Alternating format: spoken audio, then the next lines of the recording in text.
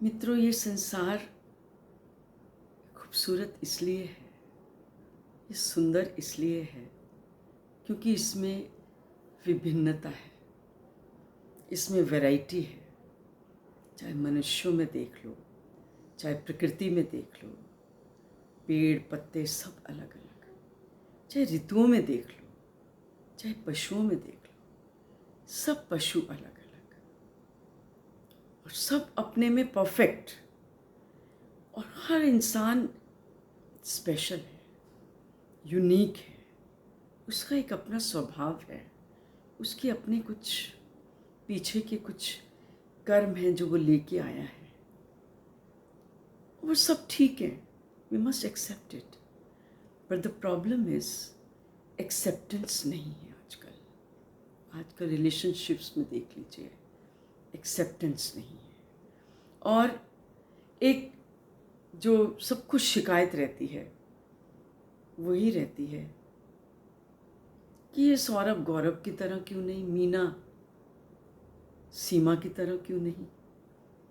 और why is lily a lily not an oak? ये वृक्ष क्यों नहीं है लिली, छोटी सी लिली? या शेर वो डियर क्यों नहीं, हिरन क्यों नहीं? या शेर किटन क्यों नहीं? अब सर्दी है तो सर्दी क्यों है, गर्मी है तो गर्मी क्यों है?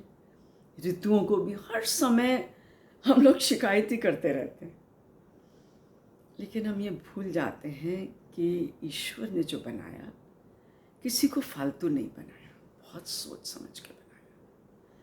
उसके डिसीजन में, उसके निर्णय में एक अणु मात्र भी गलती कभी नहीं होती है। हम जो हैं, हमने पता नहीं क्या क्या कर्म किए हैं, हमारे संस्कारों और अभिरुचियों के आधार पर हमारा ये स्वभाव बना है, जो भी हमने किया है, और वो इनबॉर्न है। श्री कृष्ण ने गीता में बोला है इसको स्वधर्म और सहज कर्म जो हम करते हैं वो that is inborn, that is innate, that is natural. We are born with it, and it's a special pattern of consciousness with which we are born. So we cannot negate it.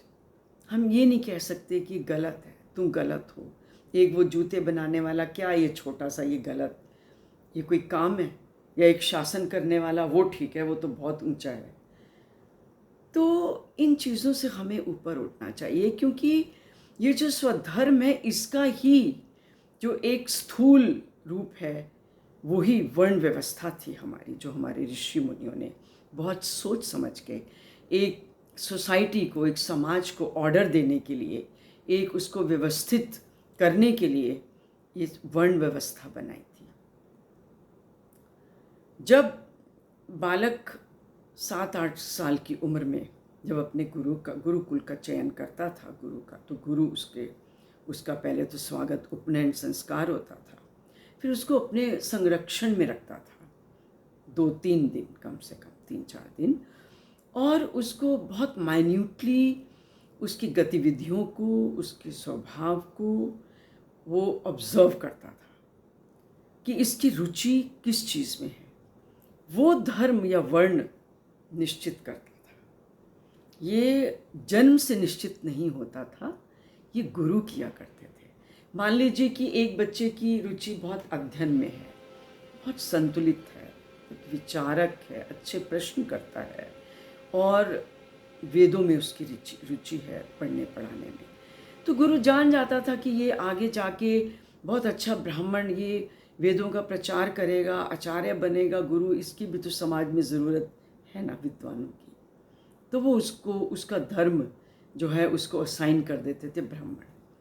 इसी तरीके से जो क्षत्रिय होता था, बालक देखते थे कि इसमें पराक्रम है, ये अपना, इसमें एनर्जी लेवल, इसमें शारीरिक शक्ति ज़्यादा है, और ये बहुत अच्छी हमारे सीमाओं की रक्षा करेगा और युद्ध में कुशलता हासिल करेगा, युद्ध कौशल में इसको बहुत प्रवीण होगा, तो वो उसको क्षत्रिय धर्म उसको असाइन कर देते थे। इसी तरीके से वैश्य, कई बच्चे लेन देन में बहुत अच्छे होते थे, गणित में बहुत अच्छे थे, उनका हिसाब किताब बहुत अच्छा होता था, और अपना वो अच्छे कृषक बन सकते थे, गोरक्षक बन सकते थे, और हमारे ट्रेड में, हमारे बिजनेस में, इकोनॉमी को बहुत अच्छा संभाल सकते थे।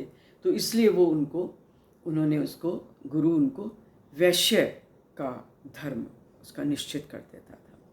और कुछ जो होते थे वो सेवा में बहुत अच्छे होते थे, और उनमें और चाहे कोई गुण इतनी रुचि नहीं होती थी, बस लेकिन सेवा में और वो उनकी बहुत अच्छे होते थे वो, तो उनको शूद्र का दर्जा दे दिया जाता था।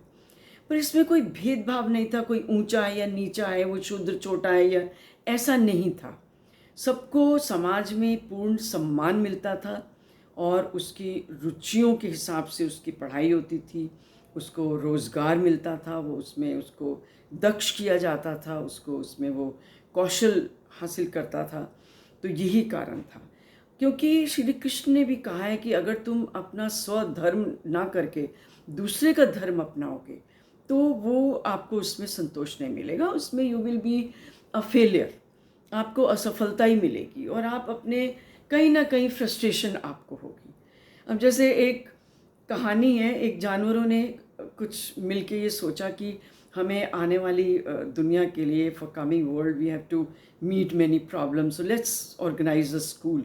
तो उन्होंने एक स्कूल ऑर्गेनाइज़ किया, और उसमें उन्होंने करिकुलम एक्टिविटी का बना दिया कि इसमें स्विमिंग भी होगी, क्लाइंबिंग भी होगी, रनिंग होगी, और ये सब होगा, और सारे जीव जानवर उसमें दाखिल हो गए। हाँ चलो ठीक है,